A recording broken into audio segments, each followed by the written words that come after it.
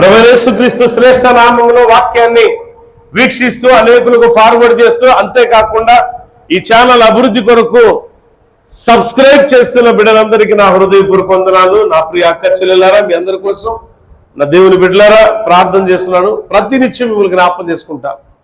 మీ కష్టం, మీ నష్టం, మీ బాధ, మీ ఇబ్బందికరమైన ప్రతి పరిస్థితి, మీరు ఏ విధమైన బలహీనతలో ఉన్నా కానీ దేవుడు ప్రతి బలహీనత నుంచి విడుదలిచ్చి నూతన పరుస్తాడు. ఎందుకంటే ప్రార్థన ఎప్పుడు కూడా వ్యర్థం కాదు, దైవజనుడు చేసే ప్రార్థన. సో మీ అందరి కోసం నేను ప్రార్థన చేస్తున్నాను. నా కొరకు, ఈ ఛానల్ కోసం మీరు కూడా ప్రార్థన చేయండి. God bless you all. ఈరోజు ప్రత్యేకంగా 4 మాట్లాడుకుందాం, ఎందుకంటే 3 గురించి మాట్లాడుకుంటూ వచ్చాం కదా. 3 గురించి మాట్లాడుకుంటూ ఆఖరి లేఖనాలు భాగము మనం పెంతెకొస్తు పండుగ దినం ముందు జరిగిన కొన్ని సూచనలు ఒక్కసారి నెమరు వేసుకొని 4 అంకెలోకి పోదాం. పెంతెకొస్తు పండుగ దినం ఏం జరిగింది అని అంటే, అక్కడ అనేక రకాల మంది, అంటే సుమారుగా 14-15 రకాల ప్రాంతాల నుంచి వచ్చిన వారు మరి ఆ పెంతెకొస్తు పండుగ దినం పరిశుద్ధాత్మ పూర్ణులైన 120 మంది ఆయా భాషలు వారు మాట్లాడుతూ ఉండగా, ఆ భాషలు విని ఆశ్చర్యచకితులై పేతురయ్య మాటలకు, అనగా పేతురయ్య ఇచ్చిన సాక్ష్యానికి, సాక్ష్యంతో కూడుకున్న రుజువులతో కూడుకున్న సాక్ష్యము, రుజువులతో కూడుకున్న చరిత్ర ఆధారాలను తీసుకొని ఆయన మాట్లాడిన ఆ ప్రవచనాత్మకమైన సందేశం. ఎందుకు ప్రవచనాత్మకమైన సందేశం అన్నాను అంటే, జరగబోయే సత్యాలు. ప్రవచనం అంటే జరగబోయేది, జరగబోయే సత్యాల గురించి, గతములో జరిగిన దాని గురించి, జరగబోయే వాటి గురించి, జరుగుతున్న వాటి గురించి ఆయన బోధ చేశాడు బిడ్డలారా. అందుకే ఆ సత్యాలన్నీ కూడా ఎరిగి అనేక రకాల నుంచి, అంటే అనేక ప్రాంతాల నుంచి యెరూషలేముకు వచ్చిన వారు సుమారుగా 3000 మంది ఒక్క దినం బాప్తిసం పొందుకున్నారు. ఈరోజు ఎన్నో రకాల మైకులు పెట్టి, ఎంతో సిస్టమ్ పెట్టి, ఎంతో డబ్బు వెచ్చించి సువార్త చెప్తుంటే ఒక్క హృదయం కదిలించబడతలేదంటే ఆ చెప్పే సువార్తల లోపమా, చెప్పే సేవకుల లోపమా, చేస్తున్న పరిచర్య లోపమా? ఏదో ఒకసారి జ్ఞాపకం చేసుకోండి. అది నేనైనా, వీక్షిస్తున్న మీరైనా సరే. నేనైతే ఎప్పుడు కూడా ఒకటి చెప్తాను, నేను ఒకటే చెప్తా, దైవ చిత్రం లేకపోతే మాత్రం నేను ఎప్పుడు కూడా కాలు బయటకు కూడా వేయటం నాకు ఇష్టం ఉండదు. ఎవరైనా బలవంతం చేయని, నా భార్య బలవంతం చేయొచ్చు, నా పిల్లల బలవంతం, నేను ఇట్టి పరిస్థితులు కదలను. దైవ చిత్తం ఉంటే వాళ్ళు ఎంత ఆపినా నేను ఆగను. అది ఆ అనుభవపూర్వకంగా నా ఆత్మీయ అనుభవాలు, నా ఆత్మీయానుసారమైన జీవితంలో నేను పొందుకున్న అనుభవాలను బట్టి నేను నడుస్తూ వచ్చా ఈ రోజు వరకు కూడా. ఇక ముందు కూడా అంతే. ఈ జీవితం ఎంతవరకు అని అంటే, దేవుడిచ్చిన ఆయుష్కాలం ఉన్నంత వరకు కూడా దేవునికి మహిమకరంగానే నడవాలి, దేవుని వైపే చూడాలి, దెయ్యాల వైపు చూడకూడదు. ఎందుకంటే ఈరోజు చెప్పబోయే ప్రసంగం మనం దీనిలో ఒకసారి ఈ 3 అంకె మీద ముగించుకొని 4లోకి వచ్చేద్దాం. 3 అంకె స్మరణ. నేను చెప్తున్నా కదా, ఒక్క దినము ఒక్క ప్రసంగానికి 3000 హృదయాలు కదిలించబడ్డాయి.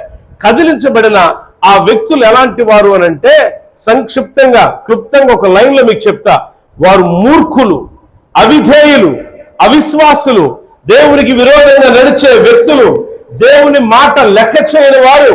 వారి హృదయాలు కోయబడ్డాయి వాక్యం ద్వారా. దేవునికి స్తోత్రం, హల్లెలూయా. అంటే వాక్యము ద్వారా కొన్ని హృదయాలు కోయబడాలి. ఎప్పుడైతే వాక్యం ద్వారా హృదయాలు కోయబడతాయో ఆ హృదయం ఎంతో ఆనందంతో గంతులు వేస్తుంది క్రీస్తు నామమును బట్టి. మనం గత శుక్రవారం ఒక మాట నేర్చుకున్నాం, ఎల్లప్పుడూ ప్రభువునందు ఆనందించుడి. ప్రియమైన సహోదరులారా, మరలా మీకు చెప్తున్నా, ప్రభువునందు ఆనందించుడి. ఎందుకు ఆనందించాలి? ప్రభువును బట్టి ఎందుకు ఆనందించాలి అంటే, ప్రభువులో ఆనందం ఉంది, ప్రభువులో సంతోషం ఉంది, ప్రభువులో నెమ్మది ఉన్నది, ప్రభువులో సమాధానం ఉన్నది. అందుకే ప్రభువునందు ఆనందించండి అన్నాడు. ప్రభు దగ్గర తప్ప ఆనందం, సంతోషం అనేది మన జీవితంలో ఎక్కడ దొరకదు. సంతోషం నీకు దొరకాలంటే, సమాధానం దొరకాలంటే, అద్భుతం నీ జీవితంలో జరగాలంటే ప్రభు దగ్గరికి వస్తే మాత్రమే జరుగుతుంది. అందుకే ఆయనకు అసాధ్యమైనది ఏది కూడా లేదు. ఇది వాక్యం. ప్రభువుకి సమస్తము సాధ్యమే, అసాధ్యమైనది ఏదీ లేదు. మనకైతే ప్రతిదీ సమస్యే, ప్రతిదీ ఇబ్బందికరమైన పరిస్థితే. కానీ పెంతెకోస్తు పండుగ దినం ఒక్క ప్రసంగం 3000 హృదయాలను మార్పులోనికి తీసుకొచ్చింది. ఆ 3000 మంది ఎటువంటి వారు అంటే మూర్ఖులు, అవిధేయులు, అవిశ్వాసులు, దేవునికి విరోధంగా నడిచిన వారు. ఎలా నడిచారు? దేవునికి విరోధంగా, దేవునికి మూర్ఖత్వం, దేవుని ఎదుట మూర్ఖత్వంగా నడిచిన ఆ మూర్ఖుల హృదయాలు ఎలా కదిలించబడ్డాయంటే రుజువులతో కూడుకున్న, సాక్ష్యాలతో కూడుకున్న ప్రవచనాత్మకమైన సందేశం వారి హృదయాలు కోయబడి 3000 మంది మార్పు చెందారండి. దేవునికి స్తోత్రం, హల్లెలూయా. చాలా మంది కూడా సాక్ష్యం లేకుండా ఎవడు నమ్మడేది కూడా. పలానా ముందుకి తగ్గిపోతుందట నీ జబ్బు అని అన్నాడు అనుకోండి, ఎక్కడ అంటే ఎక్కడో దూర ప్రాంతం, సుదూర ప్రాంతం, మారుమూల ఒక పల్లెటూరు, అడవి ప్రాంతం అయినా వెతుక్కుంటూ వెళ్తావు నీ రోగాన్ని నయం చేసుకోవడానికి. ఎందుకో తెలుసా? అదే రోగం కలిగిన వాడు నీ ఊర్లో ఉండి వాడు నయం చేసుకున్నాడు కాబట్టి నువ్వు వెళ్తావు. ఎందుకు? వాడు సాక్ష్యం చెప్పాడు. ఏం చెప్పాడట? ఆ ముందుకు తగ్గిద్దా, రుజువు చూపించాడు. అలానే యేసు క్రీస్తు లోక రక్షకుడని, సర్వలోక పాప పరిహారార్థం చిందించబడిన ఆ రక్తం సాక్షిగా మేము తాకిన మా హస్తాలు దేనైతే చూశాయో, మా హస్తాలు దేనైతే తాకాయో, మా కనులు దేనైతే చూశాయో ఆ శరీరమును బట్టి, ఆ తాకబడిన దాన్ని బట్టి మేము మాట్లాడుతున్నాం. ఆయన నిజంగా లోకరక్షకుడు. ఆయన యందు విశ్వాసం ఉంచండి. ఏ నేరము లేకుండా ఆయన శిలువ మరణానికి అప్పగించారే, కానీ ఆయన అంగీకరించి ఎందుకు ఆ శిలువ మరణాన్ని పొందుకున్నాడో తెలుసా? నిత్య జీవాన్ని నీకు నాకు దయచేయడానికనే వాక్య ప్రసంగం అద్భుతంగా 3000 మంది హృదయాలు మార్చింది. దానిలో అరేబియన్స్ ఉన్నారు, దానిలో క్రేతీయులు ఉన్నారు, దానిలో గలతీయులు ఉన్నారు, దానిలో యూదా మత ప్రవిష్టులు ఉన్నారు, దానిలో అనేక మంది మెసొపొతామియా వారు ఉన్నారు, అనేక మంది ఆయా ప్రాంతాల నుంచి వచ్చిన వాళ్ళందరూ కూడా ఒక్కసారిగా బబులోను నుంచి వచ్చిన వారు ఉన్నారు. ఆయా ప్రాంతాల నుంచి వచ్చిన వారందరూ కూడా ఎలాంటి వారంటే కఠినమైన వ్యక్తులు, కఠినమైన హృదయం కలిగిన వారు.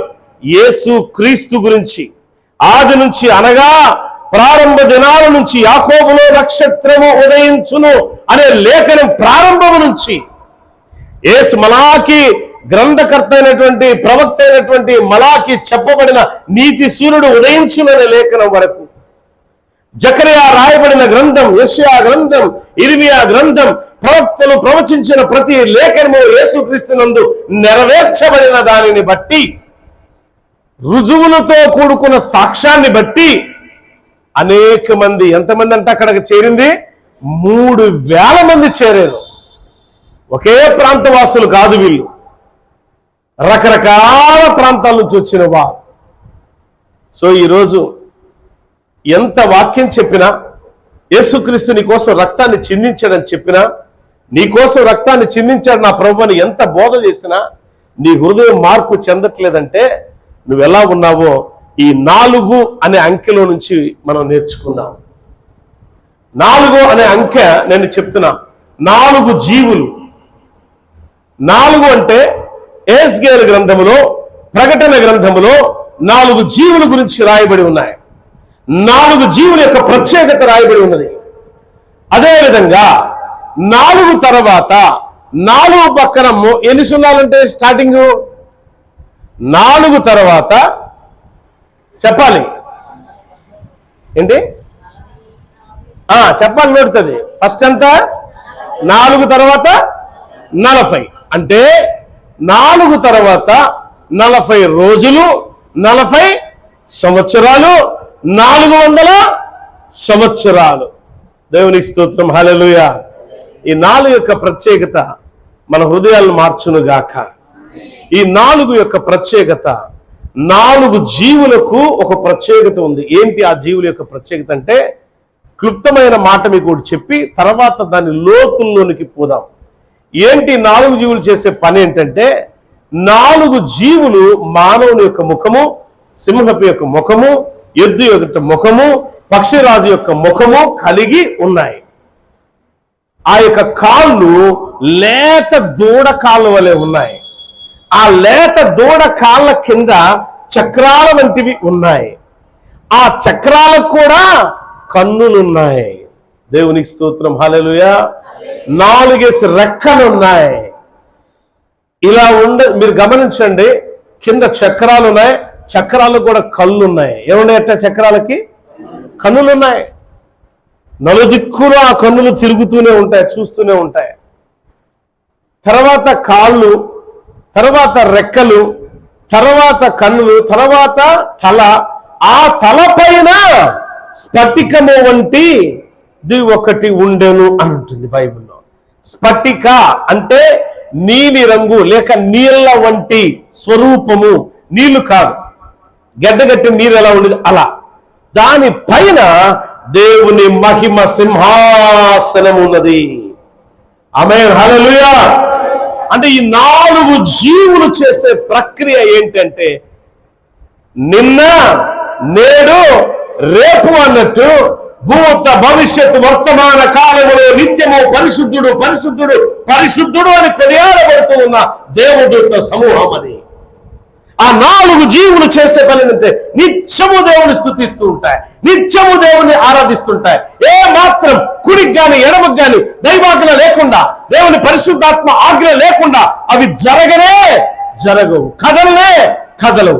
ఆత్మ ఎటుపోతే అవి ఎటుపోతూ ఉంటాయి. మనం దురాత్మ ఎటు తీసుకెళ్తే అది తీసుకెళ్లిపోతూ ఉంటుంది మన బాడీ కదా. ఆత్మ కలిగిన వారు ఎలా ఉంటారు? పరిశుద్ధాత్మ శక్తి పూర్ణులైన 120 మంది 3,000 మందిని మార్చేశారు. ఇప్పుడు అంకె ఎక్కడ పెరిగింది? అక్కడ 3,120 మంది ప్రపంచాన్ని కదిలించారు. చూసారా? ఇక్కడ 4 జీవులు, పరలోకమందు ఉన్న ఈ 4 జీవులు దర్శన రీతిలో ఎహెజ్కేలు కనబడుతూ మాట్లాడుతున్నాయి. ఆ జీవులు కాదు మాట్లాడుచున్నది, ఆ జీవుల పైన స్ఫటికము వంటిది ఒకటి, అంటే ఒక మేఘం వలె ఆవరించి దాని పైన, మీకు అర్థమయ్యే భాషగా చెప్తున్న మేఘం అని, కానీ నిజంగా మేఘం స్ఫటికమే అని ఉంటుంది. అంటే నీలి రంగు గ్లాస్ టైపు, తెల్లని గ్లాస్. తెలుసు కదా తెలుపు గ్లాస్ ఎట్టుండిద్దో తెలుసా? నీళ్ళు గడ్డగడితే ఎట్టుండి తెలుసా? అక్కాయలు నీళ్ళ రంగు ఎట్టుండి తెలుసా? తెల్లగా. అదనమాట. అర్థం కాకపోతే ప్రత్యేకంగా నేను చూపిస్తా ప్రసంగం అయిన తర్వాత. అలాంటిది తలపైన ఉంటే దానిపైన దగదగ మెరిసిపోతున్న ఏ మనుషుడు కూడా దరికి చేరలేనంత మహిమతో నింపబడిన సింహాసనం మీద దేవుడు ఆసీనుడై ఉన్నాడు.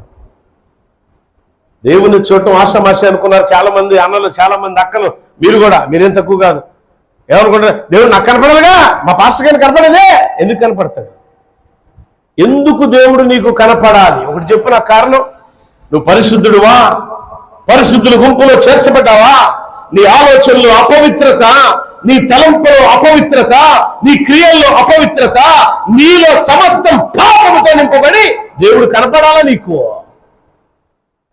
గర్వంతో మాట్లాడతావు. ఎందుకు కనపడ్డ దేవుడని అంత మాట్లాడతావు నువ్వు? ఎందుకు దేవుడు నాతో మాట్లాడ్డనే? దేవుడు అలాంటి వారిని లెక్క చేయడి ఇసిరేస్తాడట. వాక్య రిఫరెన్స్ చూపిస్తా. ఆ మనసుతో ఉన్నవాడిని దేవుడు ఏం చేస్తాడు తెలుసా? ఇసిరేస్తాడు. ఇట్లా ఏమి ఇసిరేసినట్టు? నిజమే, ఒక రాజు అలా చేస్తే ఆ రాజుగారిని ఎట్టు పట్టుకొని ఎట్టుకొట్టేసాడు, అంతే, ఇసిరేస్తాడు. ఈరోజు అలానే ఇసిరేస్తాడు నిన్ను కూడా. మీరు అనుకుంటున్నావు ఆలోచనలో పాపం, అంతరంగంలో పాపం, క్రియల్లో పాపం, నడకలో పడకలో పాపం పాపం పాపం, ఎటు చూసినా అపవిత్రత కలిగిన నీతో దేవుడేంటి మాట్లాడేది? అలాంటి ఒక రాజు యెహోయాకీము, అతని పేరు ఏం పేరు అంటాడు? పేరు యెహోయాకీను అని చెప్తున్నా. యెహోయాకీను అనబడిన యూదా రాజు యొక్క చరిత్ర ఏమైపోయిందంటే, దేవుడు కాళ్ళ కింద తొక్కటమే కాదు, తండ్రంతే. వాడు ఆడుకో భయపడ్డాడు. ఎన్ని సంవత్సరాలు అంటే 40 సంవత్సరాలు.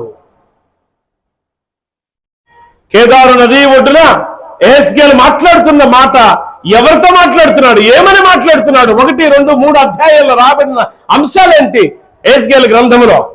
తీయండి చూద్దాం. 1వ అధ్యాయం 5వ వచనం చదవండి ఒకసారి. ఎహెజ్కేలు గ్రంథం 1వ అధ్యాయం 5వ వచనం నుంచి, ఆ ప్రారంభ వచనాల నుంచి ఏమని రాయబడి ఉంది?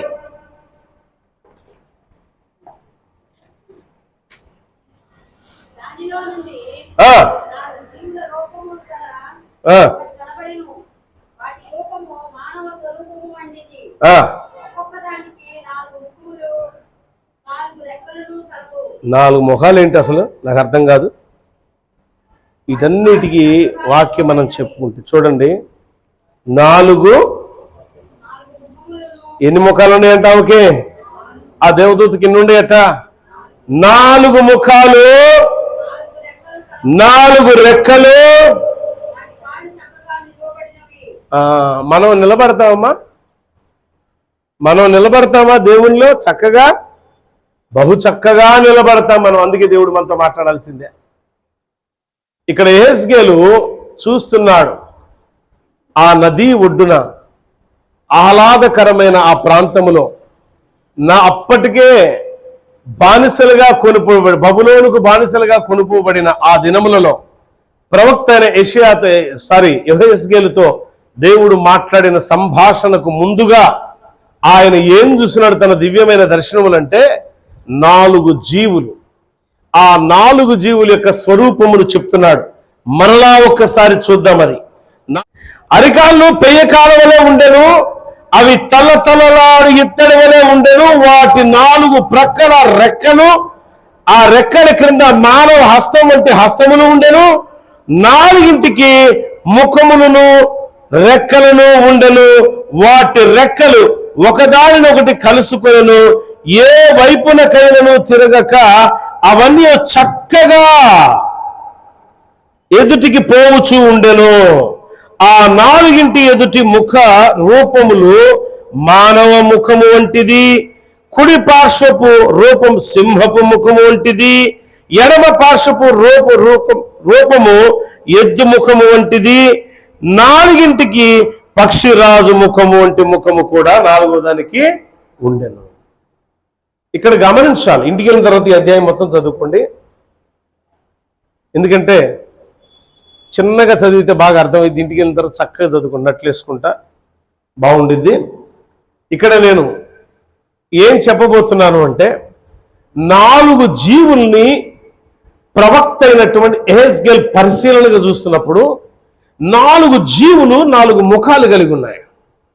4 జీవులు వాటి కాళ్ళ కింద చక్రాలు ఉన్నాయి, ఆ చక్రాల కన్నులు ఉన్నాయి. 4 జీవులు 4 రెక్కలు ఉన్నాయి, 4 చక్రాలు ఉన్నాయి, కన్నులు ఉన్నాయి.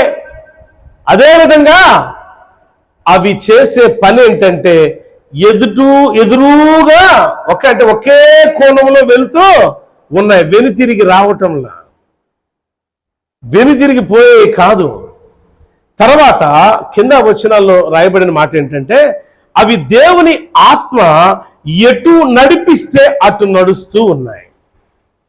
దేవుని ఆత్మ ఎటు నడిపిస్తే అటు నడిపిస్తూ ఉన్నాయి. ఆఖరి 2 వచనాలు ప్రిపేర్ అయ్యి ఉండండి. ఈ లోపు ఎటు నడిపిస్తే అటు నడుస్తూ ఉన్నాయి. ఇక్కడ జరుగుతున్న సంఘటన మనం జ్ఞాపకం చేసుకోండి. ఆత్మ ద్వారా అవి నడిపించబడుతున్నాయి అంటే అవి దైవికమైన ఆత్మశక్తితో నింపబడిన రూపాలవి. దైవికమైన ఆత్మశక్తి నలుదిక్కులు, భూత భవిష్యత్ వర్తమాన కాలములో రాబోతున్న కాలాల్లో ఏం జరగబోతుందో సత్యమును ఎరిగినవి, సత్యం కోసం బ్రతికేవి, సత్యానుసారంగా జీవించేవి, దేవుని ఆత్మ చేత నడిపించబడేవి. ఆత్మ ద్వారానే తప్ప దేని ద్వారా అవి నడిపించబడవు. అంతేకాదు అవి రెక్కల శబ్దం ఎలా ఉంటుందంటే యెహోవా స్వరము వలె ఉంటాయి. రెక్కలు ఇలా ఆడిస్తున్నప్పుడు వాటి శబ్దం ఎలా వింటున్నాము అంటే దేవుని స్వరం గాంభీర్యత, జలముల ఘోష ఎలా ఉండదో అలా ఉంటుంది.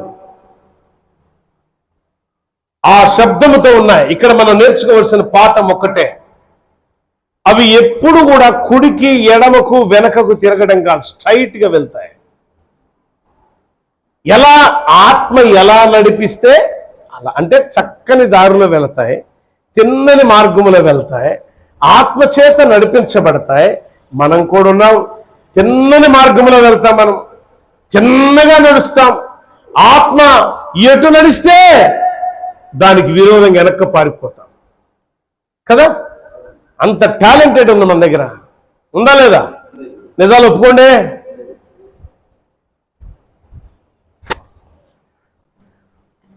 ఆత్మ నడిపించిన విధానముగా మనం నడిపించబడలేం. ఆత్మకు విరుద్ధంగా మనం నడిపించబడతాం. కారణం మనమేం కోరుకుంటామంటే అవైతే ఆత్మను ఆత్మ అండర్టేకింగ్ లో ఉన్నట్టు, అంటే దేవుని యొక్క ఆజ్ఞను బట్టి మాత్రమే అవి నడుస్తాయి, దైవ చిత్తానుసారాన్ని బట్టి మాత్రమే నడుస్తాయి. అలాంటివి ఏమని శబ్దం చేస్తాయి తెలుసా? నిరంతరము నిత్యము స్తోత్రాడుహైన దేవుడికి స్తోత్రం స్తోత్రం అని ఎలా చెప్తాం? యుగ యుగాలకు ఈయన పరిశుద్ధుడు పరిశుద్ధుడు పరిశుద్ధుడు పరిశుద్ధుడు పరిశుద్ధుడు. ఆ ఘోష ఎలా ఉండిద్దంటే, మహిమరాజ్యములో మహిమరాజు కూర్చున్నప్పుడు ఆయన ఏ రీతిలో అవి ఆ జీవులు పలుకుతున్నాయో, ఆ యొక్క రెక్కల చప్పుడు వల్ల, చప్పుడు వికారంగా ఉంటుంది కాదండి, వికారంగా ఉంటుంది కాదు. ఈ లోకంలో అనేక మందికి ఆ శబ్దం ఏంటంటే, ఆ శబ్దం ఏం తెలియపరుస్తుందంటే భూత భవిష్యత్తు వర్తమాన కాలాన్ని తెలియపరుస్తుంది. మనం ఏం నేర్చుకోం, మనం వస్తాము, కూర్చుంటాము, వెళ్తాము. ఏంటట? వచ్చారా, కూర్చున్నారా, వెళ్తున్నారా, ఇది బాగా నేర్చుకుంటాం మనం కదా. ఇంతకన్నా మించినది మనకి అసలు ఏ మాత్రం ఇంకిపోదు మన దేహంలోనికి, మన మైండ్లోనికి, మన హృదయంలోనికి రాదు. నేను ఒకటి చెప్తా, ఆత్మీయ జీవితంలో రక్షించబడినప్పుడు 3120 మంది చేసిన కార్యం ఏంటంటే ప్రపంచానికి అలా స్ప్రెడ్ అయిపోయారు వాళ్ళు. ఈరోజు ప్రపంచంలో క్రైస్తవత్వం ఎలా ఉంది అని అంటే, ఎందుకు అంత గొప్పగా ప్రాధాన్యత సంపాదించుకుంది అని అంటే, భూత భవిష్యత్తు వర్తమాన కాలములలో పరిశుద్ధుడైన దేవుని గురించి వారు సువార్త ప్రకటించారు, సాక్ష్యం చెప్పారు, రుజువులు చూపించారు, అనేక మందిని దేవుని తట్టు తిప్పారు. ఈ కార్యక్రమం ఏఎస్గేల్ కూడా పడింది, ఈ పరిచయం ఏఎస్గేల్ దగ్గర కూడా వచ్చింది. ఇక్కడ ఆ 4 జీవుల పైన ఆసీనుడైన మహా గొప్ప దేవుడు. నేను ఇందాకే చెప్పాను, ఈ అధ్యాయం ఆఖరి 2 మాటలు చదవండి అని. ఒకసారి చదవండి, అది ఏముందో.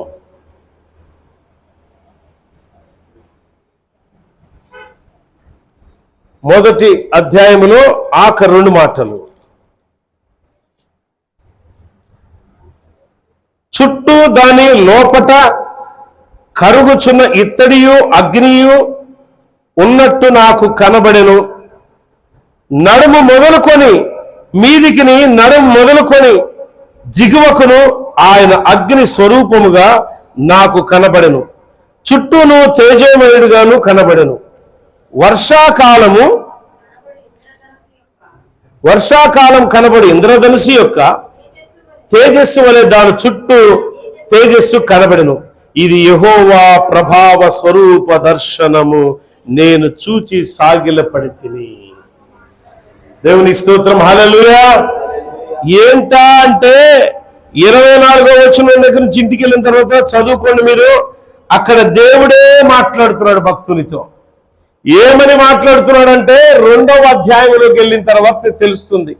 2వ అధ్యాయంలో ఏమని చెప్తాడు అంటే, ఈ బబులోనికి చెరపట్టబడిన ఈ యొక్క ఆ ఇశ్రాయేలు ప్రజలకు నువ్వు ఒకటే చెప్పు, చెడ్డవాడు అనగా దుష్టుడు దుర్మార్గతను విడిచిపెట్టి మారిన ఎడల వాడు మార్పు చెందుతాడు.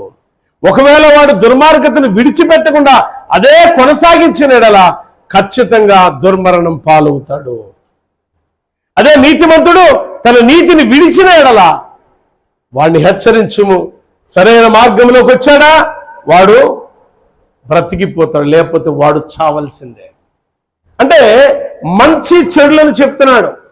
వెళ్ళిపోయి ఇశ్రాయేలు ప్రజల మధ్య ఈ యొక్క వర్తమానం చెప్పన్నాడు. ఈరోజు అంటే పాప పుణ్యాల గురించి, పాపం గురించి, అపవిత్రత గురించి, పవిత్రత గురించి, పరిశుద్ధత గురించి దేవుడు బోధ చేశాడు ఏహెజ్కేలుకి. నిజమే, ఏహెజ్కేలు వెళ్ళాడు, ఆయన ప్రజల మధ్య అలా ప్రకటించాడు. ఈరోజు దేవుని వాక్యం ఏం చెప్తుందంటే, నీ అపవిత్రతను కడిగి వేసుకో, నువ్వు వెళ్ళే మార్గం సరైంది కాదు అని దేవుని వాక్యం చెప్తుంది. నువ్వు వెళ్తున్న మార్గము ఎలా ఉందో చూడు. దైవాత్మ చేత నువ్వు నడిపించబడుతున్నావా, దురాత్మ చేత నడిపించబడుతున్నావా? దురాత్మ చేత నడిపించబడితే నువ్వు పాడవడమే కాదు, నీ కుటుంబం పాడవుతుంది, నీ సంఘం పాడవుతుంది, ఈ సమాజం పాడవుతుంది. పరిశుద్ధాత్మ ద్వారా, ఆత్మ ద్వారా నువ్వు నడిపింపగలిగిన వ్యక్తిగా ఉన్నట్లయితే దైవికమైన ఆత్మచేత నడిపించబడుతున్నావు కాబట్టి నీకు ఆరోగ్యం, నీ కుటుంబానికి ఆనందం, ఈ సంఘానికి సమాజానికి సంతోషం కలుగుతుంది. అలా కాకుండా దేవునికి విరోధంగా నడిస్తే మాత్రం దేవుని ఉగ్రతకు పాలవక తప్పదు. 4 జీవులు నడిపిస్తుంది దేవుని ఆత్మ. ఆ జీవుల పైన స్ఫటికము వంటిది ఒకటి ఉండరు. ఆ యొక్క తల పైన ఆ స్ఫటికము వంటి దాని పైన ఏముందంటే దేవుని మహిమ సింహాసనం ఉన్నది. ఆ సింహాసనం దగ్గర నుంచి ఓ శబ్దం వస్తుంది. ఎవరో నేను చూస్తే జీవము కలిగిన యెహోవా ప్రత్యక్షత నాకు కలిగినని వెంటనే సాగిలపడ్డాడు. ఈయన ఎంత పరిశుద్ధుడైతే, ఎంత పవిత్రమైన జీవితంలో జీవించగలిగితే దేవుడు యెహెజ్కేలుకి ప్రత్యక్షమై మాట్లాడతాడు.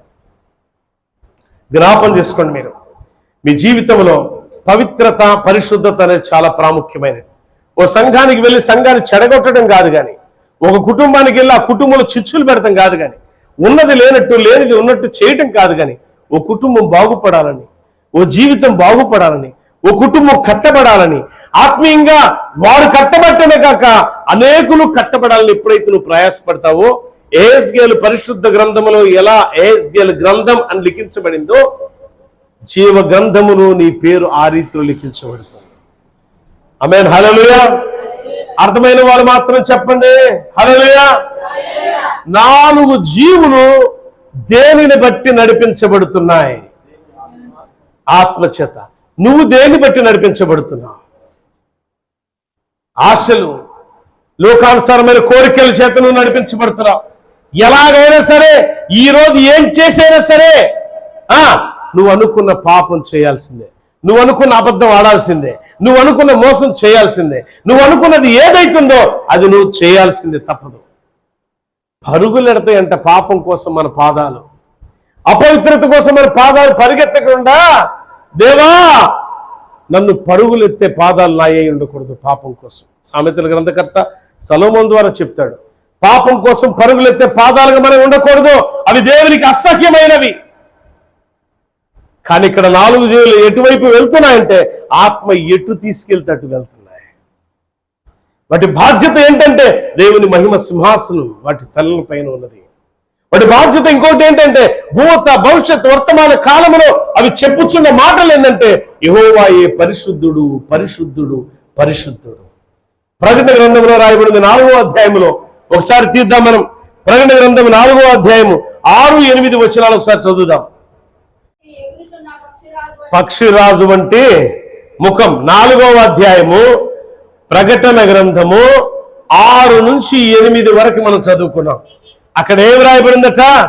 ఇక్కడ ఏ 4 జీవుల గురించి యెహెజ్కేలు గ్రంథంలో 1వ అధ్యాయంలో రాయబడలేదు. ఆ యెహెజ్కేలు గ్రంథం 1వ అధ్యాయంలో ఆ 4 జీవులను ఎవరు నడిపిస్తున్నారు? వాటి పైన సింహాసనాసీనుడైన దేవుడు ఎలా ఉన్నాడో అదే మాట ప్రకటన గ్రంథములో భక్తుడైన యోహోను ద్వారా మనకు ఇక్కడ స్పష్టంగా రాయబడిన మాట. ఆ 4 జీవుల పైన స్ఫటికము వంటి సముద్రం అని ఇక్కడ రాయబడి ఉంది. అంటే సముద్రం, స్ఫటికము అంటే గడ్డ గాజు వంటిది. ఇంకా చెప్పాలంటే మీకు గాజు వంటి స్ఫటికం, గాజు వంటిది ఉన్నది. దాని పైన దేవుని మహిమ సింహాసనం ఉంది. ఆ సింహాసనం ఎంత ప్రకాశమానంగా ఉందో, ఆ సింహాసనం ఎంత తేజోమయంగా ఉందో, ఆ యొక్క తేజోవంతమైన ఆ మహిమ కలిగిన ఆ సింహాసనాన్ని ఏ మనుషుడు చేరుకోలేడు, ఏ మనుషుడు సమీపించలేడు.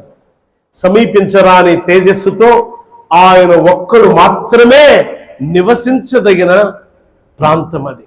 అక్కడికి ఏ మనుషుడు వెళ్ళలేడు. అయితే ప్రియులారా, ఇక్కడ కనబడుతున్నది ఏంటంటే 4 జీవుల గురించి చాలా మంది, 4 జీవులు అటు ముఖం గురించి చాలా వివరణ ఉంటుంది. అది ఇప్పుడు మనకు అప్రస్తుతం. ఎందుకు అనంటే 4 అనే అంకె మీద మాత్రమే మాట్లాడుతున్నాం. రెండవది, ఈ బబులోనికి చెర కొట్టబడిన లేదా చెరపట్టబడిన యెహోయాకీను, రాజు పేరు ఏందట? యెహోయాకీను అనేవాడు ఏం చేస్తే ఆ బబులోనులో అంత దుర్మార్గత కలిగిన ఈ యూదా ఇశ్రాయేల్ ప్రజలు ఎందుకు ఇలా తయారైపోయారు అని అంటే, రాజును బట్టి, నడిపించే నాయకుడిని బట్టి. నడిపించేవాడు దుర్మార్గుడైతే ప్రజలందరూ దుర్మార్గులే. సంఘములో సేవకుడు కుట్రదారుడైతే సంఘములో ఉన్న విశ్వాసులు కూడా కుట్రదారులే. సంఘములో కపటం కలిగిన సేవకుడు ఉంటే సంఘ విశ్వాసులు కూడా అలానే ఉంటారు. నిజంగా చాలా మంది ఎలా ఉంటారంటే వాళ్ళ తల్లిదండ్రి పోలిక భలే వచ్చింది, వాళ్ళ తల్లో దూరిపోయారు, వాడి బాబుని మించిపోయాడు అని అంటారు కదా. ఎట్టా? మోసం చేయటములో, అబద్ధం ఆడటములో, కుళ్ళు, కుట్రలు, కుతంత్రాలు.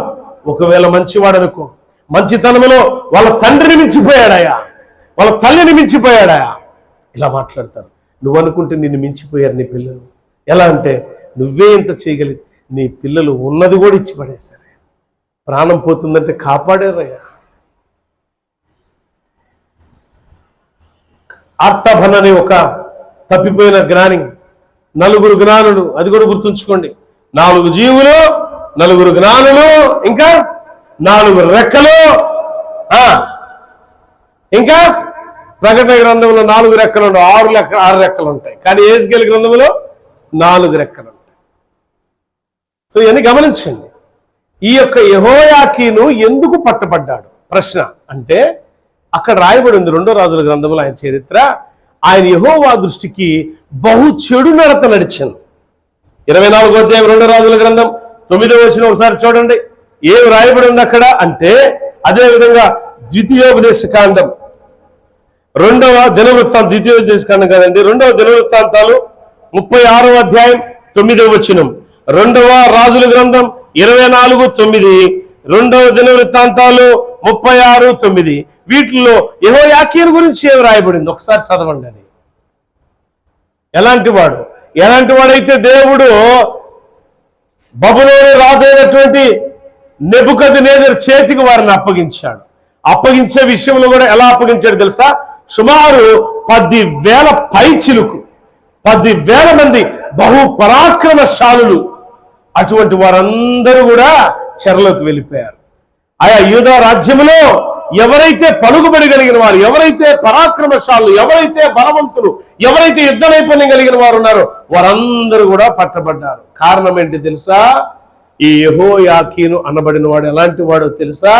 ఆ 9వ వచనంలో రాయబడిన మాట ఒక్కసారి చదవండి. అతడు తన తండ్రి ఇక్కడ గమనించాలి, యెహోయాకీను అనబడిన వాడు కొడుకు, తండ్రి యెహోయాకీము. గమనించారా పేర్లు? యెహోయాకీము, యాకీము అన్నవాడు తండ్రి, యాకీను అన్నవాడు కొడుకు. ఈ కొడుకు 3 సంవత్సరాలు మాత్రమే పరిపాలన చేసి తిరుగుబాటు చేశాడు బబులోను సామ్రాజ్యం మీద. నెబుకద్నెజరు రాజు మీద తిరుగుబాటు చేశాడు.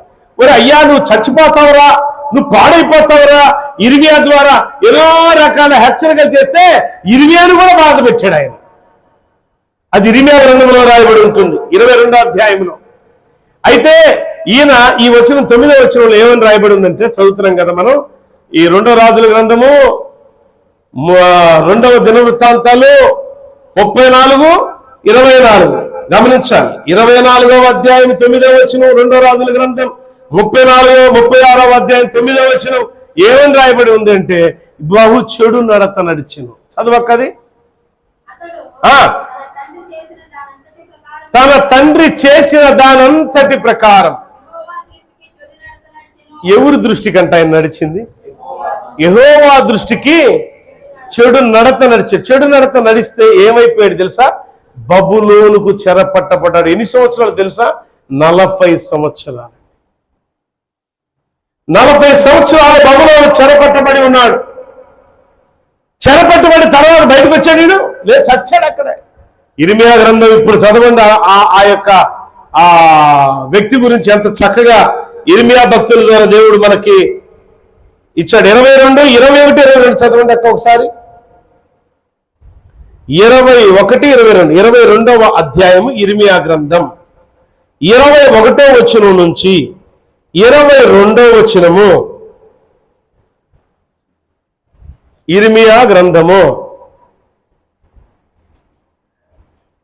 22వ అధ్యాయము 21వ వచనం మరియు 22. నీ క్షేమకాలములో నీతో మాట్లాడితిని గాని నేను విననని నీ వంటివి. నా మాట వినకపోతే నీ బాల్యము నుండి నీకు వాడుక.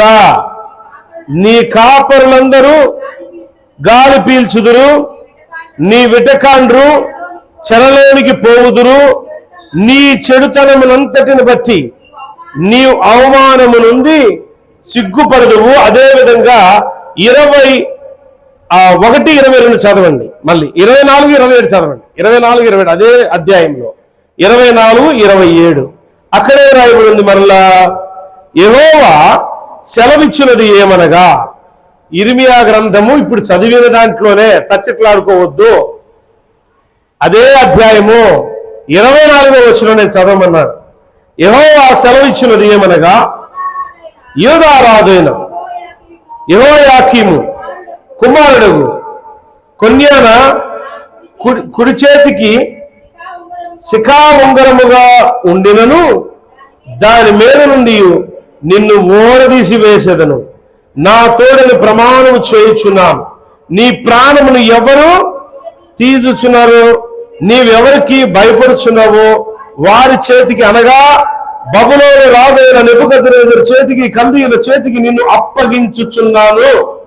నిన్ను కనిన నీ తల్లిని, మీ జన్మమే కాని తాము ఎరుగని దేశంలో వారు త్రోసివేయబడ్డారు, నెట్టివేయబడ్డారు. గమనించాలి. నేను ఇందాకన్నాను, విసిరేస్తాడు దేవుడని. విసిరేసాడు. ఎందుకు తెలుసా? మాట వినలా. క్షేమములో దేవుడు చెప్పాడు, మాట వినలా. క్షేమములో దేవుడు చెబితే మాట వినకపోతే ఏమొచ్చిందంటే క్షామమే వచ్చింది. ఆరోగ్యంగా ఉన్నప్పుడు దేవుడు చెప్తాడు నీకు రమ్మని, దేవుడి సన్నిధికి రావు. ఆరోగ్యం పోతే ఏమొచ్చింది? మనకి అనారోగ్యం వస్తుంది. క్షేమములో దేవుని మాట వినని నీవు క్షామములో వింటావా? అందుకే దేవుడు అంటున్నాడు కోపంతో, క్షేమములో నీకు మాట చెప్పా, నువ్వు నా మాట వినలా. క్షేమములో చెప్పిన మాట నువ్వు వినలేదు, నిర్లక్ష్యం చేసావు కనుక నీకు క్షామాన్ని కలుగు చేస్తా. నువ్వు ఎవరిని చూసి భయపడుతున్నావో, ఏ రాజును చూసి భయపడుతున్నావో, ఏ బబులోను రాజు అయినటువంటి నెబుకద్నెజరును చూసి భయపడుతున్నావో అదే రాజు చేతికి నిన్ను అప్పగించబోతున్నాను. కేవలం ఒకటే, నువ్వు నా మాట వినలా క్షేమంలో. కేవలం ఒకటే, నువ్వు నా మాట లక్ష్య పెట్టలా క్షేమంలో. కేవలం ఒకటే, నా మాట అసలు వినడానికి నువ్వు ఇష్టపడలా. ప్రవక్తలు పంపించాను, అయినా ఇష్టపడలా. ప్రవక్తల మాట చెవియొక్కలేదు నువ్వు. అందుకే నీకేమొచ్చిందంటే చెర వచ్చింది. ఎంతకాలం అంటే 40 సంవత్సరాలు. ఆ తర్వాత ఏమవుతావు? నువ్వు వస్తావా? కాదు, అక్కడ చస్తావు. ఏం చెప్పాడండి? మాట వినకపోతే ఏమవుతారు? చెప్పండి అమ్మా. సస్తావు కాదు, చస్తావు. చా చా సా వాడబాకండి, చా వాడాలి. చస్తావు. ఏమైపోతావు? పరదేశుల్లమో ప్రియుల్లారా పాట పాడించుకుంటాం. సో మాట వింటావా? వినవా? ఎంతమంది దేవుని సన్నిధికి దూరం అవుతున్నారు. ఎంతమంది ఆదివారం వచ్చిందనంటే ఆహారం మీద పెట్టే శ్రద్ధ ఆత్మీయ జీవితం మీద పెట్టలేకపోతున్నారు. ఆహారం ముఖ్యమా, ఆత్మీయ జీవితం ఎక్కువ నీకు అని అంటే ఆహారమే ముఖ్యం. నా కడుపే నాకు స్వర్గం, అదే నాకు సుఖం అంటున్నారు. బిడ్లారా, 4 జీవులు 40 సంవత్సరాలు చెరపట్టబడ్డాడు, నలిగిపోయాడు, చచ్చిపోయాడు. ఎహెజ్కేలు వచ్చాడు, దుర్మార్గులారా, దేవుడు ఒక మాట చెప్పాడు 2వ అధ్యాయం ఎహెజ్కేలు గ్రంథంలో. ఇంటికి వెళ్ళిన తర్వాత చదువుకుని 2-3 అధ్యాయాల్లో అక్కడ ఏం చెప్తాడంటే, దుర్మార్గుడు తన దుర్మార్గతను విడిచిపెట్టి ఉన్నట్లయితే వాడు రక్షించబడతాడు, లేకపోతే శిక్షించబడతాడు. దుర్మార్గుడి దగ్గరికి వెళ్ళి నువ్వు తమ దుర్మార్గాన్ని హెచ్చరించకపోతే ఆ మరణములు నువ్వు పాలిభాగస్తులు అవుతావు అంటాడు. అంటే ఏంటంటే దేవుడు తన సేవకుడికి చెప్పినప్పుడు ఆ సేవకుడు ఉన్నది ఉన్నట్టుగా చెప్పాలి, దాచిపెట్టకూడదు. మీరు చాలా మంది అంటారు కదా, ఏంటో పాస్టర్ గారు ఎప్పుడు చూసిన శాపనార్థాలు తప్ప ఎప్పుడు మమ్మల్ని ఆశీర్వదించడం. శాపనార్థాలు కాదు అక్కాయి, శాపనార్థాలు కాదు. దేవుని వాక్యం, దేవుడు ఏం చెప్తే అది చెయ్యాలి. ఎహెజ్కేలు అలా చేశాడు. చెయ్యకపోతే ఎహెజ్కేలు చచ్చిపోతాడు, ఎహెజ్కేలు దుర్మార్గుడు అయిపోతాడు. అందుకే ఎహెజ్కేలు దగ్గర ఎంత నీతి ఉందంటే దేవుడు చెప్పింది చెప్పినట్టు చెప్పాడు. కల్పనా కథలు చెప్పలా. చాలా మంది ఏం చేస్తారంటే సేవా జీవితంలో కల్పనా కథలు చెప్తారు. పేతురుల కల్పనా కథలు చెప్పలా. 3000 మంది ఎందుకు మార్పు చెందారు అని అంటే కల్పనా కథలతో కాదు మార్పు చెందింది, సత్యం వాక్యముతో మార్పు చెందారు. సజీవమైన వాక్యములో కడుగబడ్డారు. అందుకే మూర్ఖులు అనుకున్నవారు, దుర్మార్గులు అనుకున్నవారు, అవిశ్వాసులు అనుకున్నవారు, దేవునికి అవిధేయులైన వారు మార్పు చెందారు. నువ్వు మార్పు చెందవా? ఎంతకాలం మారు మనసు పొందుకోకుండా ఉంటావు? ఎంతకాలం దురాత్మ ఎలా నడిపిస్తానో నడుచుకుంటూ పోతావు? దేవుని ఆత్మ నిన్ను ఏం చెప్తే అది చేయటానికి ఇష్టపడు. ఎహెజ్కేలు వలె ఈ జీవ గ్రంథములో ఎహెజ్కేలు నామకరణం ఎలా రాయబడిందో నీ యొక్క పేరు దేవుని జీవ గ్రంథములో రాయబడుతుంది. ఎప్పుడో తెలుసా? ఆత్మచేత నువ్వు నడిపించబడినప్పుడు. నువ్వు దేని చేత నడిపించబడుతున్నావు? ఇప్పుడు నిజాలు చెప్పండి. శరీరానుసారమైన కోరికలు కదా, విపరీతమైన కోరికలు. అవన్నీ తీసుకొచ్చిట్లా గ్యాదర్ చేసి డస్ట్బిన్లో పడేయండి. దేవుని కోసం బ్రతకండి. దేవునితో ఉండటానికి ఇష్టపడండి. దేవుని సన్నిధిలో గడపడానికి ఇష్టపడండి. దేవుని కోసమే ఈ జీవితం అని దేవునికి మహిమకరంగా బ్రతకండి. దేవుడు నిన్ను, నీ కుటుంబాన్ని, నీ జీవితాన్ని ఆశీర్వాదకరంగా మారుస్తాడు. ప్రియులారా, ఈరోజు మనం నేర్చుకున్న మాట ఏంటి తెలుసా? 4 జీవులు, 4 రెక్కలు. ఆ జీవుల కింద భాగములో చక్రాలు. అవి ఎలా తిరుగుతాయంటే అవి ఎటుపట్టి తిరగలవు, కానీ ఆత్మ ఎటు తిప్పితే అటు మాత్రమే తిరుగుతాయి. అంటే ఆ 4 జీవులు ఎవరి చేతిలో ఉన్నాయి? ఇప్పుడు నువ్వు ఎవరి చేతిలో ఉన్నావు? నువ్వు దేవుని చేతిలో ఉన్నావా? దెయ్యం చేతిలో ఉన్నావు. దెయ్యం చేతిలో ఉన్నావు కాబట్టే కానుకలు పెట్లో చినిగిన నోట్లేస్తావు వచ్చి. దెయ్యం చేతిలో ఉన్నావు కాబట్టి దేవునికి ఒక ప్రామిస్, ఒక వాగ్దానం చేసి అబద్ధపు మాటలు చెప్తూ గడిపేస్తున్నావు నీ జీవితాన్ని. దెయ్యపు మాటలు చెబుతున్నావు కాబట్టి దేవుని సన్నిధికి దురాలోచనతో వస్తున్నావు. దెయ్యపు ఆత్మ చేత నడిపించబడుతున్నావు కాబట్టి సంఘానికి చీడ పురుగులాగా తయారైపోతున్నావు. ఎక్కడ? ఎవరు? దేవునికి విరోధంగా నడిచే ప్రతి వ్యక్తి చీడ పురుగే. దేవుని ఆజ్ఞ ప్రకారం నడిచేవాడు ఎలా ఉంటాడు తెలుసా? ఆత్మ అభిషిక్తుడు దేవునికి మహిమకరంగా ఉంటాడు. ఆత్మ అభిషిక్తులైన వారు, ఆత్మ చేత నడిపించేవారు దేవునికి మహిమకరంగా ఉంటారు. కానీ మోసకారుల వలె, అబద్ధికుల వలె, తంత్రాలు మంత్రాలు వల్లించే వ్యక్తుల వలె ఉండరు. ఇప్పుడు ఒక మాట, రేపు ఒక మాట, ఎల్లుండి ఒక మాట, మాటలు మార్చేవారిగా ఉండరు. ఈ 4 జీవులు అలా కాదు. దేవుని ఆత్మ ఎలా నడిపిస్తే అలా నడిచారు. 120 మంది అలా కాదు, దేవుని ఆత్మ చేత నడిపించబడ్డారు. 3000 మంది అలా కాదు, దేవుని ఆత్మ చేత నడిపించబడ్డారు. ఈ 4 ముఖాలు చెప్పారు కదా, సింహం ముఖం, మానవుని ముఖం, ఇంకా లేక దూడ ముఖం, మరొకటి పక్షి రాజు ముఖం. ఈ 4 ముఖాలు 4 రకాల వాటికి సాదృశ్య రూపకమై ఉన్నాయి. 4 ముఖాలు, 4 రెక్కలు, 4 జీవులు.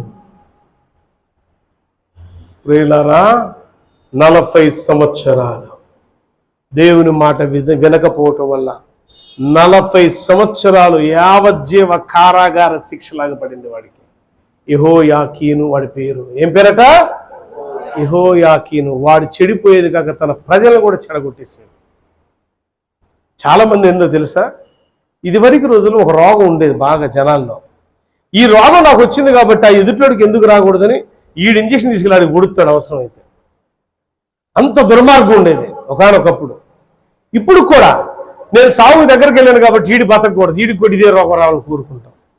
ఇది దుర్మార్గం. మనం చనిపోయిన ఎదుటి వారికి దీపంలాగా ఉండాలి. మన మరణం అనేక మంది హృదయాలను వెలిగించాలి. చక్రవర్తి ఉన్నాడు, నీరో చక్రవర్తి వాడి పేరు. క్రైస్తవుల్ని తీసుకొచ్చి రాత్రిపూట వాడి వినోదానికి కాగడాల బదులు క్రైస్తవులకి నూనె పోసి వాళ్ళని వెలిగించి ఆహ్లాదం పొందుకునేవాడట. క్రైస్తవులు పట్టుకొచ్చి వాళ్ళని తగలబెడుతుంటే వాళ్ళ వెలుగులో ఈయన ఆనందం పొందుతూ ఉండేవాడు నీరో చక్రవర్తి. అంత భయంకరమైన వ్యక్తి నీరో చక్రవర్తి. భయంకరమైన ఆలోచన కలిగిన వాడు నీరో చక్రవర్తి. ఈరోజు అలాంటి దుర్మార్గం మనకు లేదా? ఎదుటోడు పాడవుతుంటే పరమానందంగా పాలేవాడు ఈక్వల్ టు నీరో చక్రవర్తి. ఎదుటివాడు నాశనం అయిపోతున్నాడు అని అంటే, నాశనం అనే గోతికెళ్తున్నాడు అంటే వాడు రక్షించడానికి దేవుని సన్నిధిని వాడిని తీసుకురాలేకపోతున్నావు అంటే నీకు తెలియదా? ఎంతమంది నీకు తెలిసిన స్నేహితులు, నీకు తెలిసిన మిత్రులు, నీకు తెలిసిన స్నేహితురాలు, నీకు తెలిసిన బంధువులు పాడైపోతున్నారు లోకంలో. ఒక్క వ్యక్తినన్నా దేవుని సన్నిధి తీసుకురావాలన్న ఆలోచన లేదా నీకు? నీకు ఆ ఆలోచన ఉండదు. నీ వరకే నువ్వు బయలుదేరుతావు, వస్తావు, ఆ హృదయం కడుక్కోవు. మురికి వాసన దేవుని దగ్గర. నీ హృదయం వైపు దేవుడు చూస్తుండేది మురికి వాసన, దుర్భరమైన వాసన వస్తుంది. కడుక్కోండి అమ్మా, ఈరోజు మీ హృదయాలు కడుక్కోండి. మీరు బాగుపడండి, ఆత్మల చేత నడిపించబడండి. దేవుడి మాటలు దీవించుగాక. దైవాత్మ మీకు తోడై ఉండుగాక. ప్రార్థన చేసుకుందాం. మహాపరిశుద్ధుడా, మహోన్నతుడా, నీకు స్తోత్రాలు. నీ ఆత్మ చేత 4 జీవులు నడిపించబడ్డాయి, కదిలించబడ్డాయి, రెక్కలాడించబడ్డాయి, మాట్లాడసాగాయి. మేము కూడా మా బ్రతుకు దినములలో నీ ఆత్మ చేత మేము నడిపించబడాలి. దుర్మార్గాన్ని విడిచిపెట్టాలి ప్రభు. దుష్టత్వాన్ని మేము దూరం చేసుకోవాలి.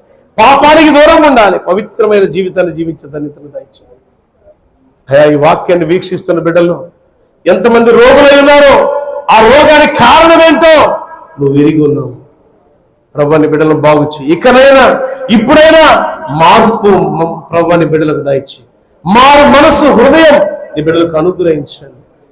చేరి వచ్చిన బిడ్డలందరినీ జ్ఞాపకం చేసుకో. నీకు విరోధంగా మేము నడవకూడదు ప్రభా. నీ మాట చొప్పున నడిచే ధన్యతను మాకు దయచేయమని యేసయ్య శ్రేష్ఠ నామమున అడుగుచున్నాను తండ్రి. Amen. God bless you all. దేవుడు మిమ్మల్ని మీ కుటుంబాలను దీవించి ఆశీర్వదించును గాక. జ్ఞాపకం ఉంచుకోండి బిడ్డలారా, మీకోసం నేను ప్రార్థన చేస్తున్నా. మీ ప్రార్థన రిక్వెస్ట్ నెంబర్ కనపడుతుంది కదా, ఫోన్ నెంబరు. ఆ నెంబర్కి వాట్సాప్ రూపంలో పంపొచ్చు, ఫోన్ కాల్ చేయొచ్చు. 1వ తారీఖు ఆల్ నైట్. ఈ ఆల్ నైట్ ప్రత్యేకత, మరి మీసాల గురవప్ప గారు వస్తున్నారు. ప్రతి నెల 1వ తారీఖు ఒక ప్రత్యేకమైన వ్యక్తి ఆత్మపూర్ణులైన సేవకులు నడిపించాలని ఆశపడుతున్నాను. ప్రతి నెల 1వ తారీఖు 9 గంటలకల్లా ఈ మందిరానికి రండి. దైవికమైన ఆలోచనలతో రండి. దేవుడు మిమ్మల్ని, మీ కుటుంబాన్ని దీవిస్తాడు. దైవికమైన అభిషేకాన్ని పొందుకోండి. దురాత్మ సమూహములు పారిపోతాయి. అభిషేకం కొరకు ఆశ కలిగిన ప్రతి ఒక్కరిని ప్రేమతో ఆహ్వానిస్తున్నాను. God bless you all. దేవుడు మిమ్మల్ని, మీ కుటుంబాలు దీవించుగాక. ఆమేన్.